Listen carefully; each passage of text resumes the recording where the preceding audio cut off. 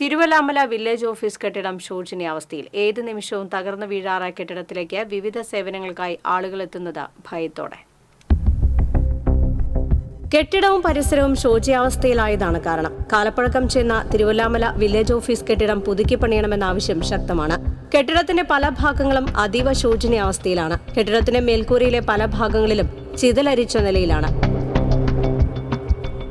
വിവിധ രേഖകളും ഫയലുകളും സൂക്ഷിക്കുന്ന റൂം സുരക്ഷിതമല്ലാത്ത അവസ്ഥയിലുമാണ്. തിരുവല്ലാമല വില്ലേജിൽ വരുന്ന ജനങ്ങൾക്ക് ഇവിടെ ഒന്ന് ഇരിക്കാനോ ബാത്റൂമിൽ പോകാനുള്ള അടിസ്ഥാന സൗകര്യമോ ഇല്ല.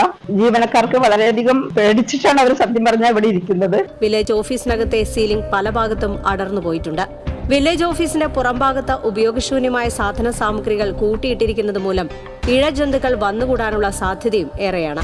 മഴക്കാലമായാൽ കെട്ടിടത്തിന് ചുറ്റും വെള്ളക്കെട്ട് രൂപപ്പെടുന്നതും പതിവാണ്. വില്ലേജ് ഓഫീസിലെ സേവനങ്ങൾക്ക് മെല്ലെപ്പോക്ക് തുടരുന്നതിൽ നാട്ടുകാർക്ക് ആക്ഷേപമുണ്ട്.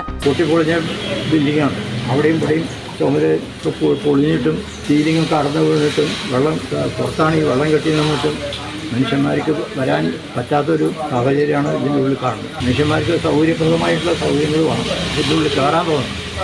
ഇത് അന്തരീക്ഷം ഇവിടെ 4 പുറം നോക്കുമ്പോൾ അത്രയ്ക്ക് മോശമായിട്ടാണ് കാണുന്നത്. ഒരു ഓഫീസിലാണ് വന്നതെന്ന് പോലും എനിക്ക് തോന്നിയില്ല. സമീപത്തെ Kaniyarkode Pampady group village office പുതുക്കി പണിത തരത്തിൽ തിരുവല്ലാമല വില്ലേജ് ഓഫീസും പുതുക്കി പണിയണമെന്നാണ് നാട്ടുകാരുടെ ആവശ്യം. TCV news Chelakkara.